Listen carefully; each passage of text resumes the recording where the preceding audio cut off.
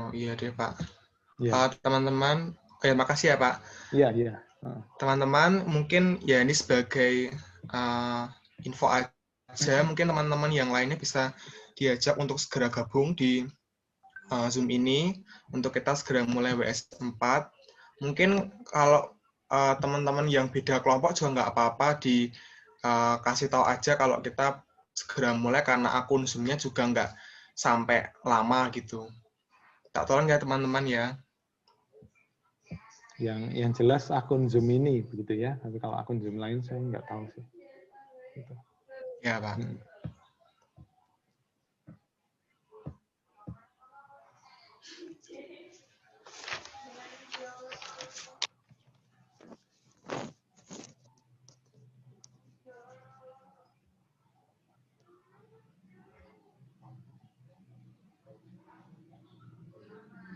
Ini berarti yang sudah bergabung itu kelompoknya Christian Maleaki. Sudah ya? Ya Kak, sudah Kak. Teresia Pramudita itu kelompoknya siapa ya? Kelompokku Kak. Kelompoknya Tian, Oh. Kak. Oh ya. Terus ini aku nggak tahu namanya siapa. Oh ya, Vincentius Vikrama ya. Kelompoknya Ana ya. Iya. Ya.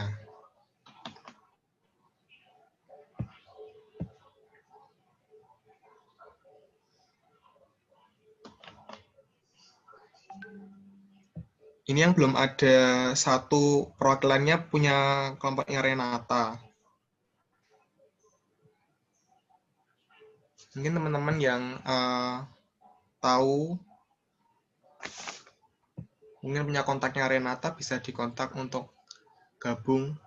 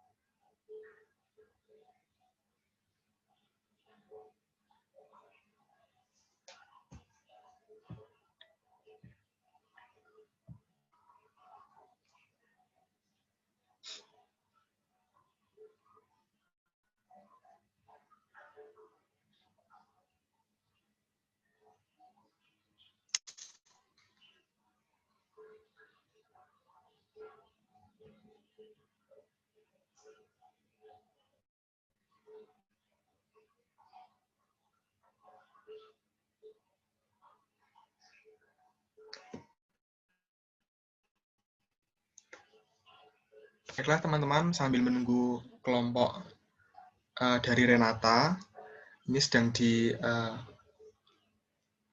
PC dulu untuk kelompoknya. Kita mulai aja dulu ya WS 4 pada malam hari ini.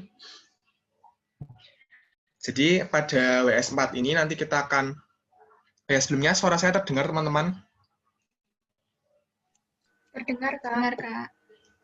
Ya, makasih. Ya. Jadi pada malam hari ini kita akan mendiskusikan tentang diskusi perkembangan bab 2 dan bab 3 dari proposal yang teman-teman sudah tulis di proposal itu, kemudian nanti didiskusikan juga bersama dengan dosen pembimbing, yaitu Pak Febi. Nanti apabila ada hal-hal yang mungkin masih belum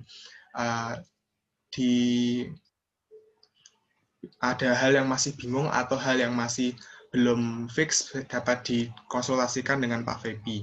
Kemudian nanti juga setelah itu ada penyampaian bab 4 dari PKMM, nanti akan saya jelaskan untuk secara detailnya setelah diskusi tersebut, gitu ya. Jadi sembari kita menunggu kelompoknya Renata, kita mulai saja dulu. Kita mulai dengan doa pembuka. Saya pimpin dengan doa pembuka ya teman-teman. Oh ya, saya juga ingatkan ketika nanti selama WS 4 untuk menyalakan kameranya, dan ketika ada narasumber ataupun siapa yang sedang berbicara dapat di nonaktifkan suaranya, mic-nya, gitu. Baik, kita mulai dalam doa ya teman-teman. Saya pimpin dengan cara Kristen yang lain menyesuaikan. Marilah kita berdoa. Selamat malam ya Tuhan, terima kasih atas segala berkat karunia pada malam hari ini. Engkau telah membimbing kami, Engkau telah menyertai kami dalam segala aktivitas kami Tuhan, baik itu kuliah maupun juga segala kegiatan kami. Engkau terus menjaga kami dan Engkau berikan kami kesehatan juga pada malam hari ini. Engkau memberikan kami kesempatan untuk berkumpul dan mendiskusikan mengenai proposal PKM. Ya Tuhan, kiranya Engkau berkati ya Tuhan acara ini dan berjalan dengan lancar. Engkau berkati teman-teman kami yang mungkin akan mengikuti Zoom ini ya Tuhan. Engkau pelancarkan koneksinya, Engkau berkati jaringannya supaya dapat memiliki jaringan yang baik dan dapat mengikuti WS 4 ini dengan baik ya Tuhan. Terima kasih ya Tuhan. Engkau juga berkati Pak Febi ya Tuhan sebagai dosen pembimbing. Engkau berkati supaya Engkau limpahkan berkat karunia-Mu pada Pak Febi ya Tuhan, dan dilancarkan segala aktivitasnya. Terima kasih ya Tuhan. Seluruh rangkaian WS 4 ini kami serahkan dalam tangan pengasihan-Mu. Dalam nama-Mu kita berdoa dan bersyukur. Haleluya. Amin. Ya, berikutnya kita akan masuk ke sesi diskusi. Sesi diskusi pada malam hari ini itu akan menyampaikan mengenai hasil perkembangan teman-teman di bab 2 dan bab 3 yang sudah ditulis di proposal. Jadi nanti dapat disampaikan perkembangannya dulu secara garis besar, itu bab 2 dan bab 3 isinya tentang apa, dan juga dapat dilanjutkan juga dengan menanyakan hal-hal yang masih belum pasti dalam proposal tersebut. Gitu. Baik, mungkin ada yang ingin memulainya terlebih dahulu, teman-teman?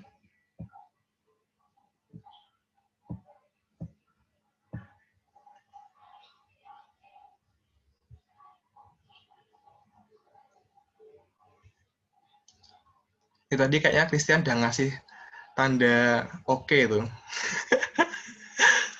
Gimana kalau Christian dulu? Itu tadi oke-nya buat teman saya sih, Kak. Cuman ya. Oh alah. Ya, Tapi oke. terlihat di sini. Bisa share screen ini, Kak? Ya, boleh di share screen.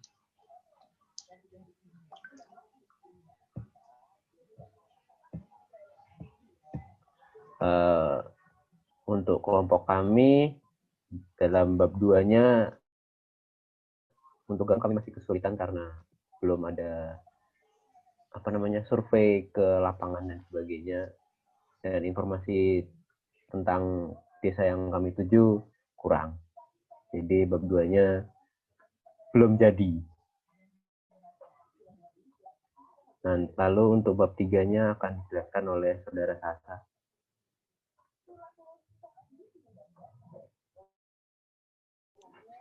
Baik, selamat sore Pak Febri dan teman-teman semua. Selamat sore. Nah, di sini saya perwakilan kelompok akan menyampaikan yang telah kami rancang di bab 3, yaitu tentang metode pelaksanaan. Untuk yang pertama, bagian persiapan, kami merancangkan 2 kegiatan. Yang pertama, akan menghubungi kepala desa di Desa Tirtonirmolo untuk meminta izin melakukan kegiatan. Kemudian yang kedua, menyampaikan rencana penerapan program pelatihan pengolahan sampah dengan metode ekobrik. Selanjutnya yaitu tentang pelaksanaan kegiatan. Di sini kami merancangkan ada 5 kegiatan. Yang pertama yaitu berkenalan dengan warga-warga di Desa Tirtonirmolo, sembari memberitahukan perihal kegiatan pelatihan pengelolaan sampah metode ekobrik. Yang kedua, memberikan kuesioner terkait tanggapan pedulian masyarakat terhadap penanganan sampah. Yang ketiga, melakukan pelatihan pengolahan sampah dengan metode ekobrik. Yang keempat, mencari kandidat untuk diberi pelatihan lebih lanjut, supaya pelatihan yang telah kami berikan bisa dilanjutkan di desa tersebut. Dan yang terakhir, akan diadakan kegiatan akhir, yaitu berupa pameran produk hasil pelatihan ekobrik. Selanjutnya, tentang evaluasi kegiatan. Nah, di kelompok kami, evaluasi kegiatan dilakukan untuk melihat minat warga di desa tersebut terhadap pelatihan dan menentukan langkah pelatihan selanjutnya. Dan diharapkan dari kegiatan kami ini dapat dilanjutkan oleh warga di desa yang lain. Evaluasi dilakukan dengan cara memberikan kuesioner terkait aktivitas pelatihan yang telah dilakukan. Untuk yang selanjutnya yaitu pelaporan kegiatan. Pelaporan hasil kegiatan ini dilakukan pada akhir pelaksanaan program, yang bertujuan untuk melaporkan seluruh pertanggungjawaban pada semua kegiatan. Nah, pelaporan ini meliputi kegiatan persiapan, pelaksanaan, serta evaluasi program. Adapun indikator kerja jangka pendek atau IKJP adalah sebagai berikut. Yang pertama, warga desa di Desa Tirtonirmolo memiliki motivasi dan kepedulian lebih terhadap pengelolaan sampah yang akan nampak pada antusiasme masyarakat saat mengikuti kegiatan. Yang kedua, warga desa di Desa Tirtonirmolo dapat melakukan pengelolaan sampah yang terorganisir. Dan yang terakhir, warga desa di Desa Tirtonirmolo memiliki kesadaran terhadap pentingnya pengelolaan sampah. Sekian presentasi dari saya, dan terima kasih. Baik, terima kasih dari kelompoknya Christian. Mungkin langsung dari Pak Febi ada yang ditanggapi dari kelompok. Oke, terima kasih. Mungkin share screen lagi untuk Teresia.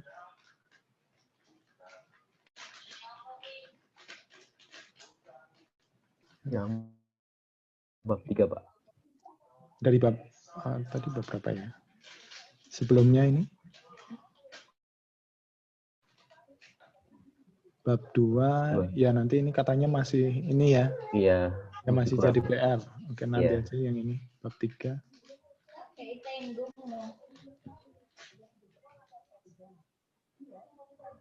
Oke.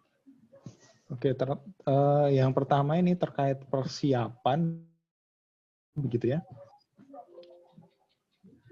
Pada bagian A, itu kan pada bagian A itu kan ada menghubungi kepala desa itu ya, untuk meminta izin. Nah, sebenarnya hal yang saya takutkan adalah ketika tidak mendapatkan izin. Boleh ya, saya punya satu ketakutan itu. Nah, tetapi sebelumnya itu apakah ada sinyal positif atau negatif? Pernah belum sih ke sana, teman-teman? Untuk saat ini belum, Pak. Belum pernah, Mengingat sama sekali. situasi, ya. Tahu desa itu dari mana? Google Map, Pak. Gimana? Google Map, Pak. Dan agak lucu juga. Kenapa bisa tahu dari Google Map? Gimana? Ceritakan coba, Tian. Kan waktu WS2 kemarin, ada di PPT-nya dimohon jangan melakukan survei. Nah, terus mengingat situasi yang sekarang ini, jadi kami lihat di Google Map daerah dekat bantaran sungai yang kira-kira banyak sampahnya. Lalu di Desa Tirtonimul ini ada posko pengolahan sampah. Jadi menurut kami desa yang tepat. Dan nggak terlalu jauh dari pusat kota, Pak. Oke. Ini sudah cek maksud saya cerita-cerita terkait pengolahan sampah di sana gitu? Ada nggak? Dicari di internet misalkan gitu. Nah, saya makanya kami belum jadi karena informasi terkait hal itu pun di internet susah, Pak. Oke. Ya, karena ada itu jadi belum survei ya. Iya, Pak. Ya itu yang saya takutkan adalah terkadang kan karena namanya izin kan, izin itu kan berarti bisa iya, bisa tidak, bisa diizinkan, bisa tidak, begitu. Ya, atau mungkin saya nggak tahu apakah perlu plan B atau yang lain. Ya nanti ini itu hanya ketakutan, tapi perlu untuk dicermati juga. Tinggal nanti pintar-pintarnya kalian bagaimana untuk meminta izinnya gitu. Oke, itu yang pertama. Kemudian siapa yang ya begini, bab 3 ini kan metode ya, metode. Kalau kita berbicara metode kan baik kalau bisa detail gitu. Artinya di sini perlu metode EcoBrick itu mungkin diperjelas lagi. EcoBrick itu yaitu prosesnya seperti apa, silakan didetailkan. Ya, itu lanjut pelaksanaan kegiatan, visioner melakukan pelatihan, mencari kandidat. Nah ini yang D ini. Jadi kenapa dalam metode itu perlu detail? Sebenarnya fungsi dari detail ini untuk memudahkan kalian berproses nantinya. Jadi gambarannya kan nanti sudah jelas. Salah satunya ini bagian D ini juga perlu ini. Kandidat itu mencari kandidat. Nah kandidatnya itu nanti akan yang seperti apa? Syukur-syukur paling tidak minimal kalian sudah punya bayangan. Itu perlu ya. Silahkan ditambahkan.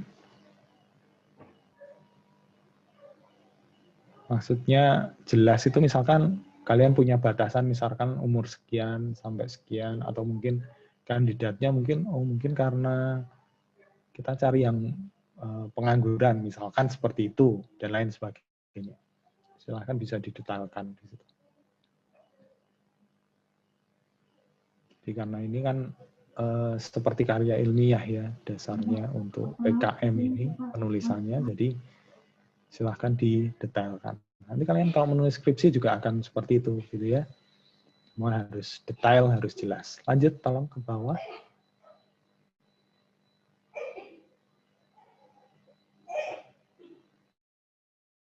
Evaluasi, oke, 3.4. Ya, indikatornya. Saya ingin melihat indikatornya. Ke bawah lagi sedikit ya. Ada 3 indikator di situ. Nah, ini kalau berbicara indikator, sebenarnya sama dengan kalau kalian apa ya pada proses pembuatan RPP nantinya. Mungkin sudah mulai belum ya? 19 sudah ada perkuliahan itu belum ya? Belum ada ya mungkin. Nah itu terkait RPP, berbicara indikator itu dia harus jelas dan terukur. Jadi terukur ini penting gitu. Nah ini mempunyai motivasi dan kepedulian lebih begitu. Ukurannya apa?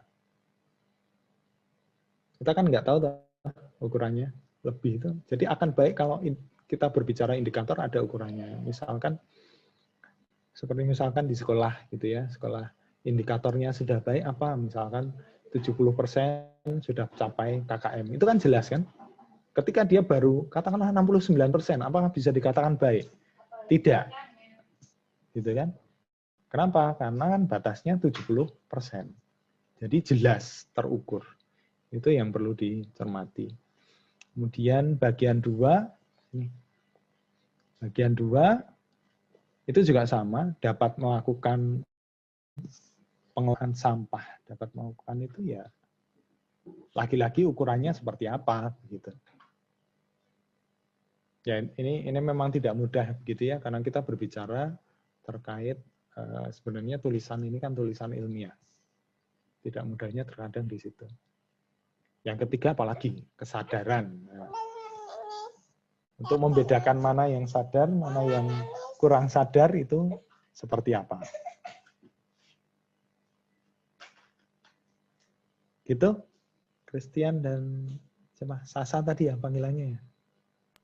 Iya, Pak. Oh iya, Christian dan Sasa. Nah, silakan itu beberapa masukan dari saya. Nanti silakan didiskusikan dalam kelompok, dicermati kembali. Mungkin bisa salah satu ide yang bisa dilakukan, mungkin bisa cek kembali mungkin dari PKM yang sudah sukses, artinya mungkin yang nasional, mungkin beberapa kan ada contoh-contoh yang sudah bisa sampai nasional begitu, isinya seperti apa bisa dicermati kembali di sana.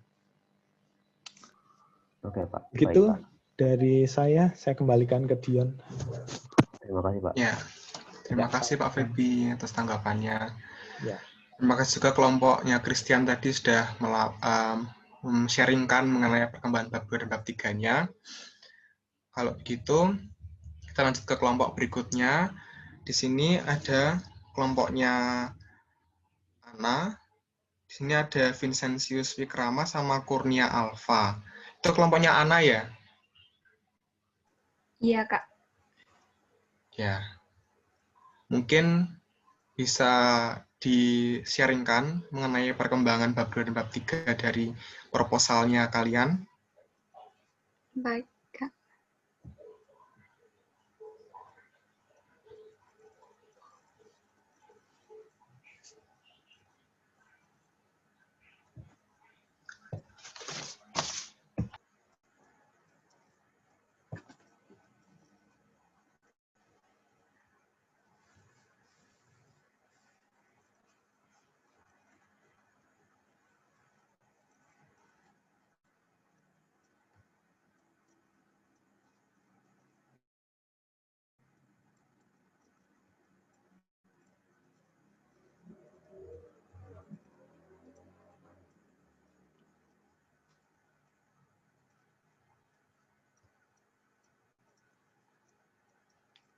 Sudah bisa mulai, Kak.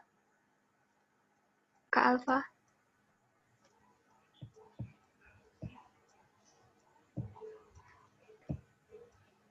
Halo, selamat sore semua. Selamat sore. Selamat sore, Kak. Ini untuk gambaran umum masyarakatnya. Masyarakat sasarannya itu kami mengambil di Dusun Wangon, RT 8, RW 4, Serut, Gendang Sari, Gunung Kidul. Latar belakang kami mengambil sasarannya di dusun ini karena masyarakat di sana itu masih menganggap remeh dengan adanya virus corona ini.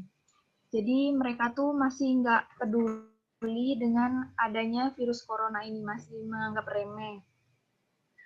Lalu karena mereka masih kurang peduli dengan adanya virus corona ini, kami memutuskan untuk membuat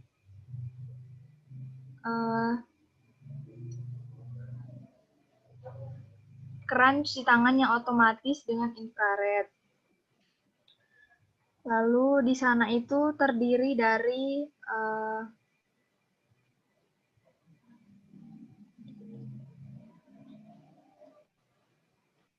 di dusun itu terdiri dari 37 kakak yang terdiri dari perempuan dan laki-laki, mulai dari bayi, balita, remaja, pemuda hingga dewasa. Warga dari dusun ini memiliki pekerjaan dan latar belakang ekonomi yang berbeda-beda. Kalau laki-laki itu mulai bekerja dari petani sampai buruh serabutan. Kalau yang perempuan itu mereka hanya ibu rumah tangga.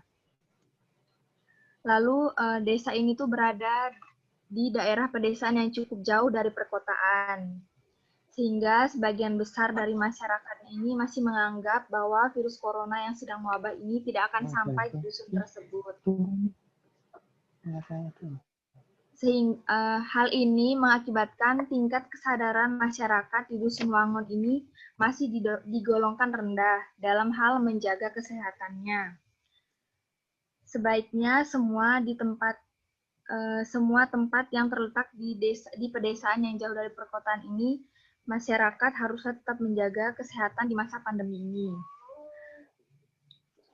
Masyarakat dapat menerapkan anjuran dari pemerintah dengan selalu menggunakan masker kemanapun pergi, selalu menjaga jarak, dan juga rajin mencuci tangan. Hal inilah yang seharusnya membuat masyarakat di Gendang Sari Gunung Kidul menjadi lebih baik dalam menjaga kesehatan. Dengan memulai dari hal kecil, yaitu dengan mencuci tangan. Lalu untuk metode pelaksanaannya itu kami tuangkan dalam bentuk tabel. Yang pertama itu kegiatan rencananya itu kami konsultasi dengan dosen pembimbing. Lalu luarannya meningkatkan pematangan konsep PKM. Lalu metode penelitiannya diskusi. Indikator keberhasilannya itu saran dan masukan yang digunakan dalam mendukung pematangan konsep. Lalu yang metode yang kedua, penyuluhan kepada masyarakat mengenai pentingnya mencuci tangan. Jenis luaran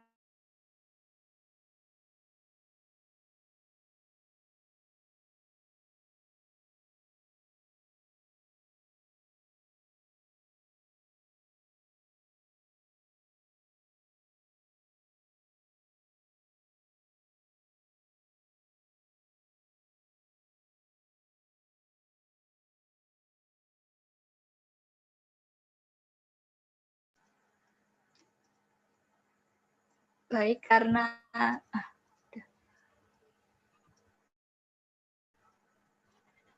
Mungkin bisa diteruskan dari penjelasannya Alfa. Baik, akan saya teruskan untuk poin yang kedua.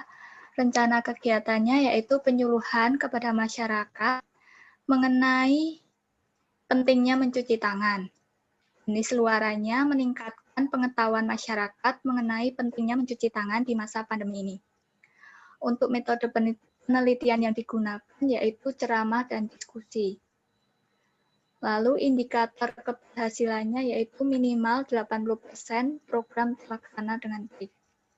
Untuk poin yang ketiga, rencana kegiatannya yaitu pembuatan keran cuci tangan otomatis dengan infrared. Jenis luarannya yaitu masyarakat dapat meminimalisir penularan virus corona dengan diberikannya alat keran cuci tangan otomatis dengan bantuan mahasiswa. Metode penelitiannya yaitu mahasiswa membuat keran cuci tangan dengan infrared. Indikator keberhasilannya yaitu minimal 80% program terlaksana dengan baik. Untuk poin yang keempat, rencana kegiatannya yaitu pelatihan penggunaan keran cuci tangan otomatis dan infrared kepada masyarakat. Jenis luarannya, masyarakat mendapatkan pengetahuan mengenai cara penggunaan alat tersebut. Metode penelitiannya yaitu ceramah dan diskusi. Indikator keberhasilannya idem dengan sebelumnya. Untuk poin yang kelima, rencana kegiatannya yaitu pendistribusian keran cuci tangan otomatis dengan infrared kepada masyarakat. Lalu jenis luarannya yaitu masyarakat mendapatkan alat keran cuci tangan otomatis dan mulai bisa digunakan. Metode penelitiannya yaitu masyarakat mulai membiasakan diri untuk rajin mencuci tangan. Indikator keberhasilannya idem. Lalu poin yang keenam, rencana kegiatannya yaitu laporan. Lalu jenis luarannya mengevaluasi kegiatan yang sudah terlaksana. Metode yang digunakan yaitu penyebaran kuesioner. Setelah itu, indikator keberhasilannya idem.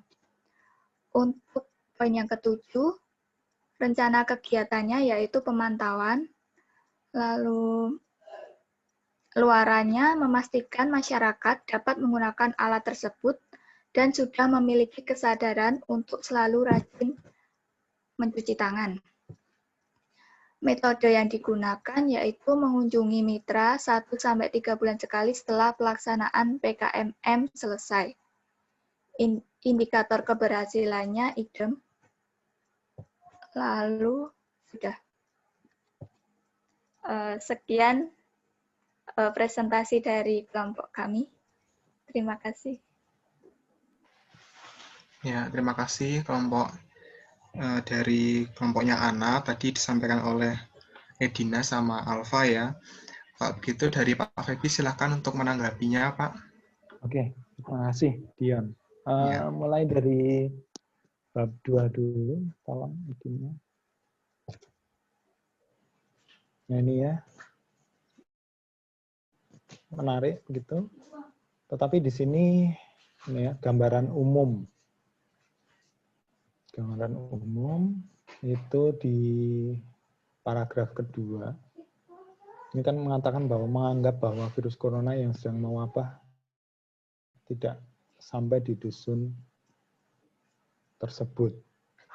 Nah ini sudah baik. Ini kemudian ada tingkat kesadarannya rendah. Nah itu mungkin untuk tingkat kesadaran rendah itu bisa dijabarkan kembali. Baik.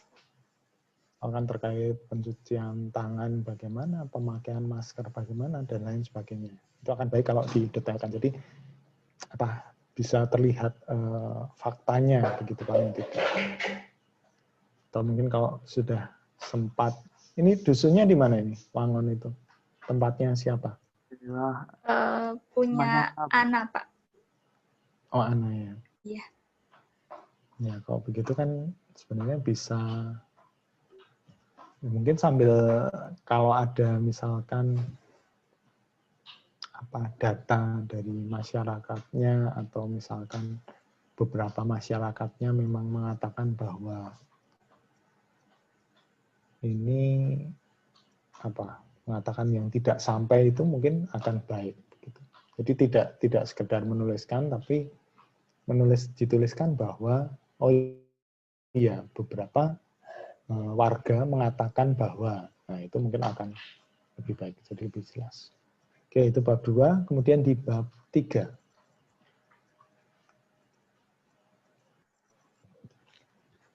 Oke.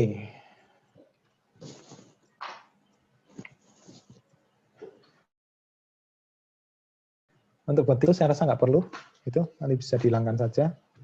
Kemudian yang indikator ini baik, saya senang gitu ya. Ukurannya ada. Nah ini sambil diperhatikan ya kelompok lain. Di sini ukurannya ada, tetapi permasalahannya adalah diukur tidak jelas. Sekarang di sana, gitu ya. Ini misalkan meningkatkan pengetahuan. Indikatornya Dan ini aneh gitu ya, meningkatkan pengetahuan itu kan dari tidak tahu menjadi tahu. Ini minimal 80% program terlaksana. Nah, ini kan tidak, menurut saya nggak nyambung sih. Begitu. Programnya berarti hanya penyuluhannya saja, padahal kalau indikator itu kadang ya hubungan dengan suaranya ini. Nanti silakan dicermati kembali. Jadi tidak sekedar menuliskan ini begitu ya, tetapi harus konteksnya tepat gitu. Misalkan begini, 80% dari masyarakat, nah ini mengalami peningkatan pengetahuan. Nah itu lebih jelas, lebih cocok karena yang diharapkan dari sana kan seperti ini.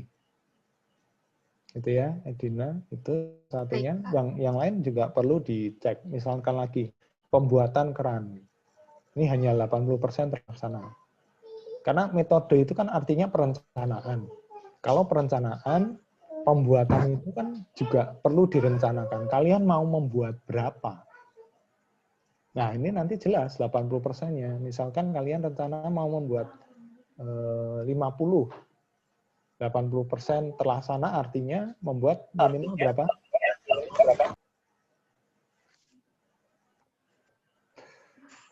Bingung. Apa, Pak? Kaget ya. 8. Misalkan mau membuat 50, 80 Iya. berapa? Bentar, Pak. 40, Pak. 40, oke. Nah, itu kan jelas, ukurannya ada. Terus banyak hal yang diukur juga jelas. Jadi tidak sekedar mengukur, tapi apa yang mau diukur itu juga jelas. Ini berlaku juga untuk kelompok-kelompok lain. Gitu. Kemudian, nah ini juga pengetahuan ini juga. Ya nanti silakan dua hal ini sebagai contoh. Nanti yang lain silakan mengikuti. Pendistribusian, laporan, evaluasi. Kemudian ini yang saya agak aneh ini metode itu ya. Metode ini kok ada masyarakat mulai membiasakan diri untuk rajin mencuci tangan gitu. Itu kok saya nggak melihat itu sebagai metode. Metode itu kan satu cara apa yang kita lakukan, prosesnya akan seperti apa. Proses yang akan kita lakukan gitu. Kalau ini masih masuk gitu, ceramah, diskusi, oh kita akan melakukan ceramah, kita akan melakukan diskusi. Tetapi yang ini, ya mungkin kalau ini memang yang mau dilihat, berarti paling tidak metodenya kan bisa mungkin survei, misalkan seperti itu kan. Nah itu lebih pas begitu. Silahkan nanti dicermati itu untuk apa namanya, entah itu metode, kemudian juga tidak harus selalu semua 80%, misalkan bisa juga dari yang tidak tahu menjadi tahu. Ada ukurannya baik, tetapi harus jelas apa yang mau diukur. Ini untuk kelompok lain mungkin akan baik juga dibuat tabel seperti ini. Saya jadi ingat, jujur saya belum buka itu untuk PKM-nya kembali, gitu. Harusnya seperti apa, tapi yang saya ingat memang salah satunya akan baik kalau bentuknya seperti ini. Jadi terima kasih untuk Edina dan teman-teman mengingatkan saya untuk metodenya ini akan baik kalau seperti ini. Gitu. Cukup saya rasa, saya kembalikan ke Dian. Baik, Pak. Ya, Terima kasih, Pak. Pak Feby. Ya, sama-sama. Terima kasih Pak Feby. Terima kasih juga kepada kelompok Bina tadi sudah mempresentasikan dan juga men-sharingkan mengenai perkembangan bab 2 dan bab 3. Baik, di sini juga sudah bergabung Dewina, itu perwakilan dari kelompoknya Renata ya. Halo Dewina. Kayaknya ada Lisa juga sempat masuk. Keluar lagi ya Pak? Keluar lagi. Tadi emang sempat masuk tapi keluar lagi. Iya. Ya. Dewina Arta, apakah mendengar suara saya? Baru tidur. Ada. suaranya putus-putus ya.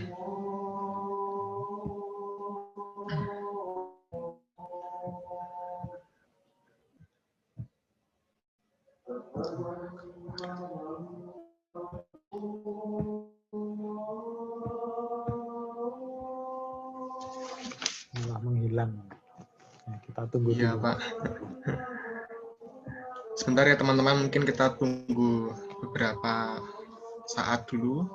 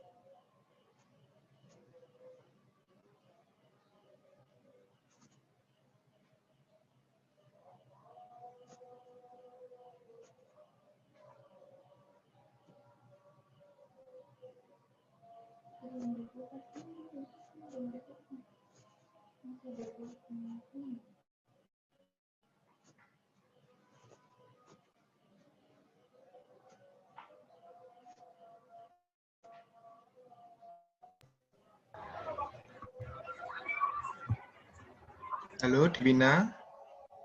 Apakah suara saya masih putus-putus? Halo Kak, maaf tadi keputus-putus suaranya, jadi sorry, maaf sebelumnya, karena aku nggak bisa share screen, soalnya sinyalnya lagi jelek di sini. Jadi aku mau ngelaporin perkembangan PKF kita. Jadi kan kemarin Renata udah konsultasi sama Pak Febi tentang produk kita itu apa sih, masih belum jelas dan belum ngambang gitu Kak. Jadi kita udah diskusi. Jadi kita bakalan buat 2 rencana. Yang pertama itu kita buat video pembelajaran gitu, yang bisa digunakan para murid-murid yang ada di Desa Gunung Kidul. Terus, yang kedua itu rencananya kita buat grup WA. Jadi karena kita kuliahnya online, takutnya nanti kan paling jeleknya lah, kita nggak bisa bikin video, seenggaknya kita bisa jelasin lewat grup WA. Nah, di situ kan kita kan ada sekelompok, ada beberapa orang nih, siapa yang selo bisa langsung ngejawab. Jadi kayak gitu. Terus untuk bab 3-nya, semua kita ganti jadi virtual. Untuk bagian 4 tentang anggaran, kita masih kayak bingung gitu nentuinnya. Tapi untuk di bagian transportasi kita udah selesai. Nanti mungkin Renata bisa bagiin proposalnya. Terima kasih. Ya, terima kasih Dewina atas sharingnya perkembangan 2 dan bab 3. Pak Febi mungkin ada yang ditanggapi? Silahkan, Pak. Agak bingung sebenarnya. Ada kendala sinyal ya Dewina ya? Ya, nggak apa-apa. Nggak, berbicara bab 3 kan berarti ya metodenya sudah ada sih. Hanya indikatornya nanti kan yang belum jelas tadi sebenarnya. Itu yang pertama Dewina, nanti silahkan dicermati kembali nanti untuk indikatornya. Kemudian yang ingin saya tekankan di sini, kemarin kan saya melihat latar belakangnya sudah baik, begitu. Kemudian eksekusi dari luarannya ini, nah ini yang perlu diperhatikan. Karena kita berbicara PKM, kuncinya kan ada di K ini, kreativitas. Jadi Ya bagaimana caranya untuk membuat video? Harapan saya ya tidak boleh kalau hanya seadanya begitu. Jadi silahkan teman-teman yang kreatif mungkin untuk membuat videonya. Itu saja sih masukan dari saya. Ya, terima kasih Pak Febi atas Ya. masukannya. Sama-sama Dion. Oke, kalau begitu 3 kelompok sudah mempresentasikan dan juga sudah menjelaskan mengenai perkembangan bab 2 dan bab 3-nya. Jadi teman-teman mungkin setelah dari WS 4 ini juga bisa, karena kita masih ada waktu, berikutnya ada WS 5, masih bisa untuk dikonsultasikan secara pribadi dengan kelompok, dapat dikonsultasikan secara pribadi ya. Nah, berikutnya mungkin kita akan masuk ke bagian penyampaian bab 4. Pak Febi, kalau semisal ingin meninggalkan Zoom, dipersilahkan Pak, tapi kalau mau join ya nggak apa-apa. Ya. Oke, saya pamit dulu teman-teman. Tetap Ya, terima semangat kasih Pak ya. Febi. Oke, ya. Terima kasih, Febi. Dadah. Baik teman-teman, kita akan lanjutkan lagi ke bab 4. Di sini saya akan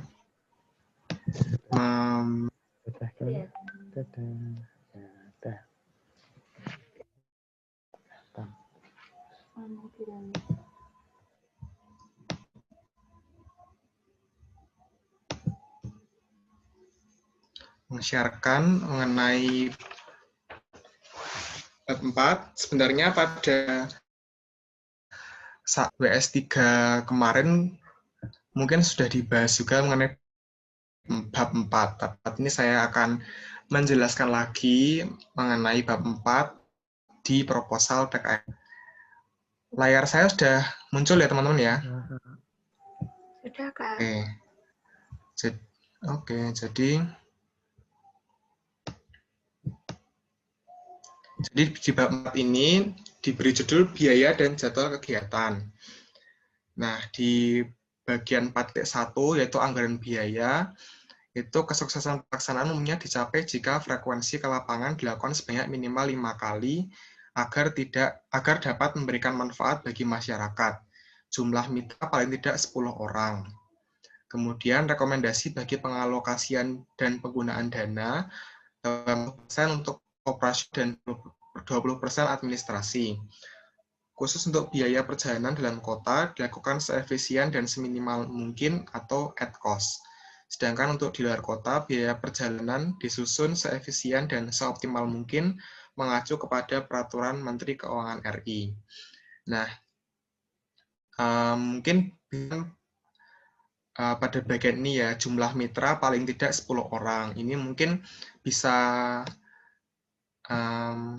menjadi pedoman buat teman-teman apabila ingin mencari mitra, maksudnya menuliskan berapa mitra yang akan kalian ikuti, maksudnya akan kalian berikan pelayanannya itu loh. Nah, di sini udah dijelaskan bahwa mitranya itu paling tidak 10 orang. Kemudian juga diperhatikan untuk pengalokasian dan penggunaan dananya. Di sini ada 80% untuk operasional dan 20% untuk administrasi. Gitu. Dan nanti mungkin bisa dicek juga di pedoman PKM yang teman-teman dapatkan. Lalu berikutnya, dengan memperhatikan proses pengelolaan PKM basis online, item biaya yang tidak diperkenankan diusulkan dalam RAB PKMM adalah, yang pertama adalah honorarium untuk tim, dosen pendamping atau pihak ketiga. Dan konsumsi untuk tim, dosen pendamping atau pihak ketiga atau kelompok mitra, dan pembelian atau penyewaan komputer PC, laptop, printer, ponsel, kamera, handycam, sewa aula desa, door prize, gimmick, dan sejenisnya. Berikutnya penyusunan, penggandaan, dan penjilitan laporan akhir, kecuali PTS atau PTN yang mewajibkan. Kemudian kertas lebih dari 2 rim, ATK sesuai kebutuhan, atau eceran, perjalanan seminar luar kota. Nah, jadi beberapa hal ini itu tidak diperkenankan ya diusulkan dalam rancangan anggaran belanja dari PKMM. Ya, mungkin bisa dicek perhatikan kembali di poin-poin itu tadi. Kemudian berikutnya itu ada,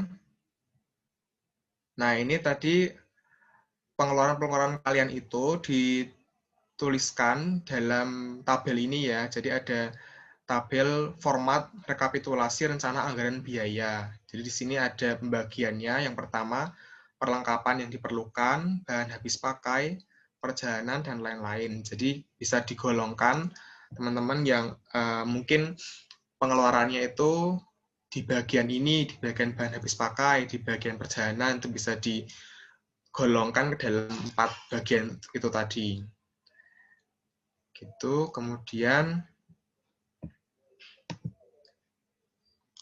juga di bagian 4.2 itu, jadi selain anggaran, di bab 4 itu dijelaskan juga mengenai jadwal kegiatannya. Itu antara 3-5 bulan disusun dalam bentuk bar chart sesuai dengan format pada lampiran. Jadi juga dengan bentuk tabel, di situ dijelaskan kegiatan-kegiatan apa yang akan kalian lakukan.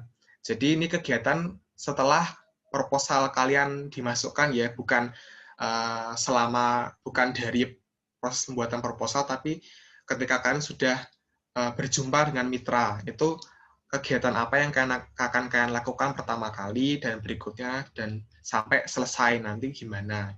Itu dituliskan di tabel ini. Juga nanti di bagian bulan ini juga diisi, maksudnya kegiatan 1 semisal berkunjung dengan kepala desa atau RT setempat itu, dan juga mendiskusikan mengenai proposal, itu mungkin di bulan pertama. Ini bisa diisi, dicentang, atau diberi tanda gitu. Dan sampai selesainya.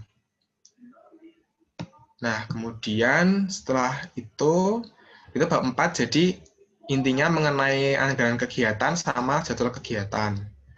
Lalu berikutnya adalah sistematika proposal kegiatan. Ini aku cuma menjelaskan lagi karena ini sebenarnya sudah dijelaskan dari awal, tapi aku ingetin lagi beberapa poin-poin yang perlu diperhatikan, yaitu yang pertama judul PKM. Tidak boleh menggunakan akronim atau singkatan yang tidak baku, dan hanya diperbolehkan maksimal 20 kata. Jadi mungkin teman-teman apabila ada judul yang mungkin masih melebihi dari ketentuan ini atau tidak sesuai dengan ketentuan ini, bisa diperbaiki ya. Lalu ditulis menggunakan huruf Times New Roman ukuran 12. Jarak baris 1,15 spasi. Kemudian ukuran kertas A4, margin kiri 4 cm, margin kanan atas dan bawah masing-masing 3 cm. Lalu halaman sampul sampai dengan daftar isi diberi nomor halaman dengan huruf I, kemudian I2, I3, dan sebagainya, dan seterusnya, yang diletakkan pada sudut kanan bawah. Lalu yang terakhir, halaman utama yang dimulai dari pendahuluan sampai dengan halaman lampiran diberi halaman dengan angka Arab, yaitu 1, 2, 3, dan seterusnya, yang diletakkan pada sudut kanan atas. Nah, ini memang perlu diperhatikan ya teman-teman, karena pengalaman juga dari tahun lalu itu memang hal yang pertama kali diperhatikan itu adalah mengenai kayak gini-gini dulu, kayak apa namanya, penulisannya itu bagaimana. Ketentuan-ketentuan ini yang diperhatikan biasanya pertama kali oleh pengoreksi dari proposal. Jadi bila ini sudah memenuhi, itu biasanya nanti akan dilihat baru idenya dulu, ide mana menarik enggak dan sebagainya. Gitu. 4, biaya dan jadwal kegiatan. Apakah mungkin ada yang ingin ditanyakan?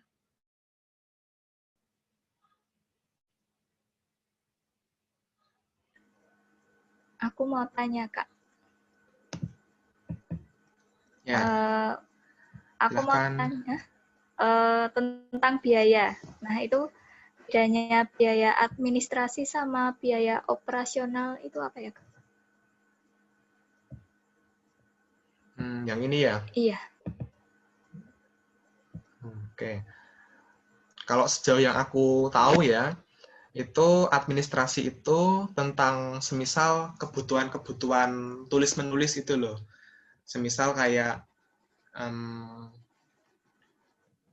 mungkin pencetakan proposal, kemudian pengadaan kertas atau alat tulis bagi mitra kalian. Semisal, kalau dulu kan ada yang judulnya itu tentang les bagi anak-anak mitra itu loh, di mitra setempat itu. Nah, mungkin administrasinya yang bisa diadakan itu semisal kertas-kertas, kemudian ballpoint, kemudian alat tulis lainnya itu masuknya administrasi. Kemudian juga surat-surat itu juga bisa masuk ke situ. Kemudian ya secara garis besar kayak gitu sih, kayak alat tulis dan hal-hal tentang surat menyurat itu biasanya masuk administrasi. Kemudian kalau operasional itu tentang kayak prosesnya gitu loh, proses biaya dilakukan ketika melakukan kunjungan ke mitra itu. Jadi semisal biaya operasional itu semisal kayak bahan bensin itu ketika kalian ingin menuju ke mitra, kemudian juga ya ininya biaya-biaya yang dikeluarkan saat prosesnya, atau mungkin alat-alat yang kalian pakai. Kalau dulu itu semisal ada judul batok bambu pintar itu, semisal kalau operasionalnya berarti semacam alat-alat untuk membuat batok bambunya, kayak bambu, kemudian gergaji mungkin, cat, atau alat-alat yang bisa digunakan lah untuk membuat batok bambu pintar itu seperti apa. Itu sejauh yang aku tahu ya mengenai pembedaan operasional sama administrasi. Gitu. Terima kasih. Oke, selain Edina mungkin ada yang ditanyakan tentang bab 4 yang sudah dijelaskan tadi.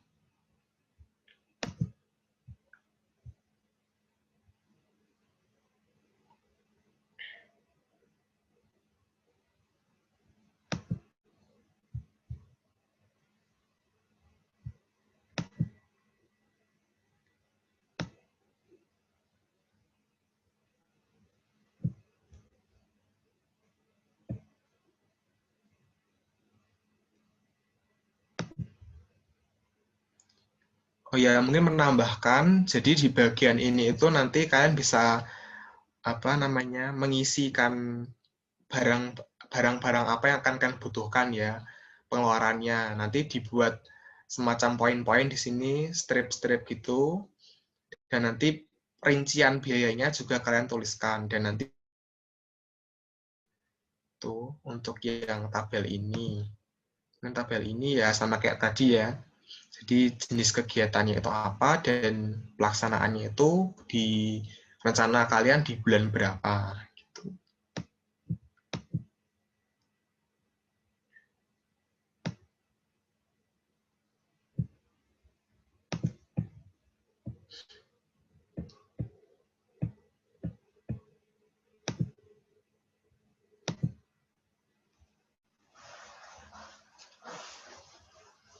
Baiklah, ada yang ditanyakan teman-teman?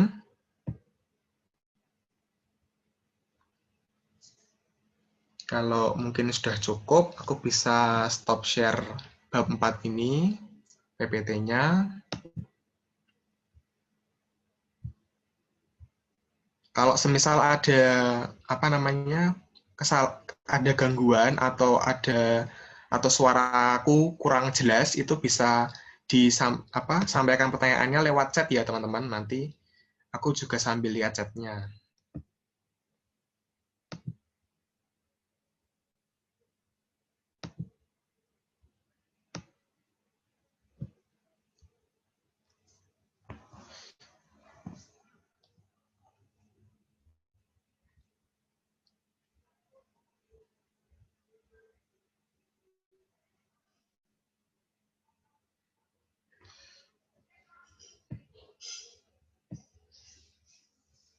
Oke, bagaimana teman-teman? Sudah cukup paham ya tentang bab 4 PKMM itu?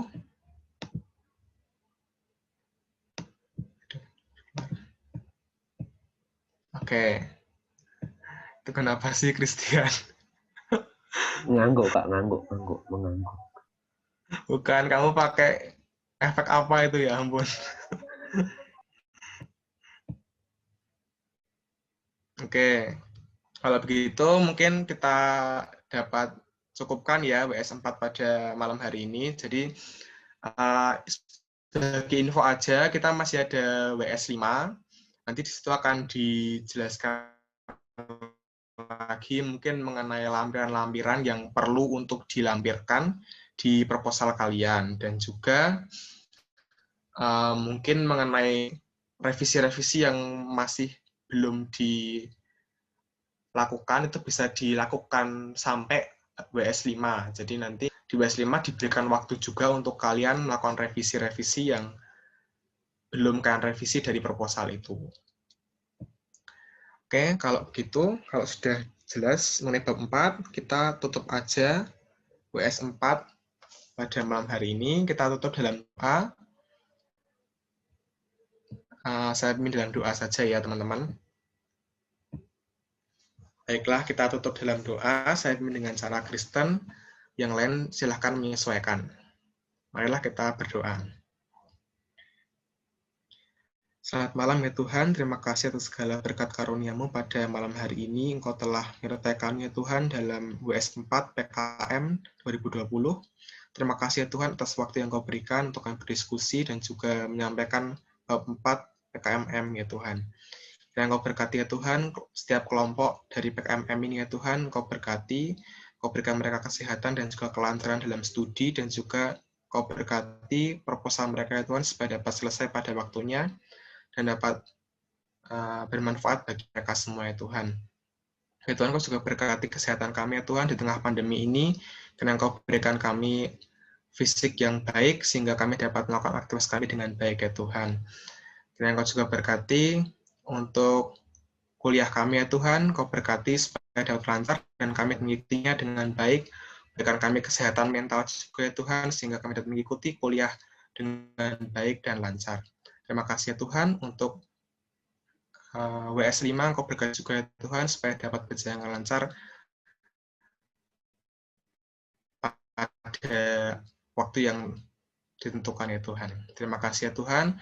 Inilah doa dan seruan kami serahkan dalam tangan pengasihan-Mu saja. Terima kasih ya Tuhan. Amin.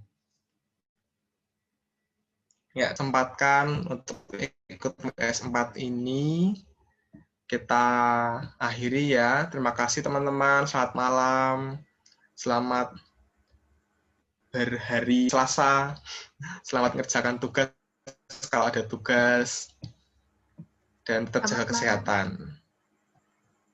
Selamat malam, Kak. Terima kasih. Oke, boleh meninggal. Iya, sama-sama.